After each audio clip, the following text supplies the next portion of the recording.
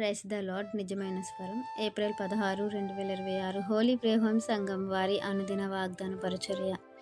నిజముగా నాకు శిష్యులయ్యుండి సత్యమును గ్రహించెదరు. యోహాను సువార్త 8వ అధ్యాయము 31వ వచనము. ప్రియమైన దేవుని వారలారా, మన ప్రభువైన యేసుక్రీస్తు వారి యందు ఎవరైతే విశ్వాసం ఉంచుతారో, ఎవరైతే నిలిచి ఉంటారో వారు నిజముగా ఆయనకు శిష్యులై ఉండి సత్యాన్ని గ్రహిస్తారు అని దేవుడు చెప్తున్నారు. ఆ సత్యం ఏం చేస్తుందనంటే మనలను స్వతంత్రులుగా చేస్తుంది అని ప్రభు చెప్తున్నారు.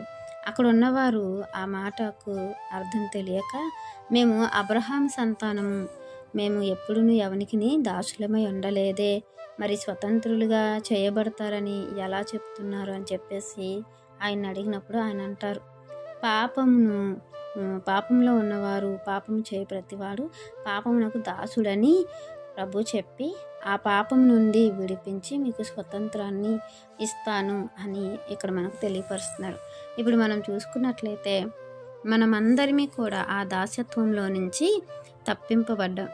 ప్రభువుని ఎప్పుడైతే మనం నమ్మామో, విశ్వసించామో, అప్పుడు మనము ఆ పాపపు జీవితంలో నుంచి, ఆ పాపపు దాస్యంలో నుంచి, లోకంలో నుంచి తప్పింపబడ్డాము, లేవనెత్తబడ్డాము, విమోచింపబడ్డాము. దాని ద్వారా మనము స్వతంత్రులయ్యాము, పరలోక వారసులం కూడా అయ్యాము. ప్రియమైన దేవుని వారలారా, యేసుక్రీస్తు ప్రభువులు వారు శిష్యులతో చెప్తారు, ఇదిగో ఎవరైతే నన్ను అంగీకరిస్తారో, మీ సువార్తను విను వారికి మరి నేను మీకు ఏ ఏ సంగతులైతే బోధించానో ఆ సంగతులన్నీ బోధించండి. వారు నమ్మినప్పుడు వారికి తండ్రి యొక్కయు, కుమారుని యొక్కయు, పరిశుద్ధాత్మ యొక్కయు నామంలోనికి బాప్తిస్మం ఇచ్చి వారిని నాకు శిష్యులుగా చెయ్యండి అని. ఎవరైతే ప్రభువుని అంగీకరించారో, ఎవరైతే శిష్యత్వంలో ఉన్నారో, ప్రభువుకి దగ్గరయ్యారో, ప్రభువులో అంటకట్టబడ్డారో వారందరూ కూడా సత్యమును గ్రహించేవారుగా ఉండాలి. సత్యమనగా వాక్యము. ఆ వాక్యమును గ్రహించి, ఆ వాక్యమును అనుసరించి ప్రభు మనకిచ్చినటువంటి బాధ్యతను సక్రమంగా నెరవేర్తించాలని ఈ వాక్యం ద్వారా మనము తెలుసుకున్నాం. మనము ఎలా అయితే పాపముకు దాసులుగా ఉన్నప్పుడు ప్రభు ద్వారా ఆ దాసత్వం నుంచి విడిపింపబడి స్వతంత్రులుగా చేయబడ్డాము, ఇంకా అనేకులు ఆ దాసత్వంలో, ఆ యొక్క పాపములో ఉండిపోతున్నారు.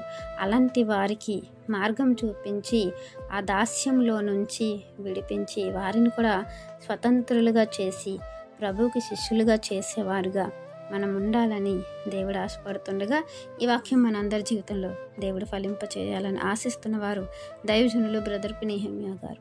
God bless you. ఆమెన్.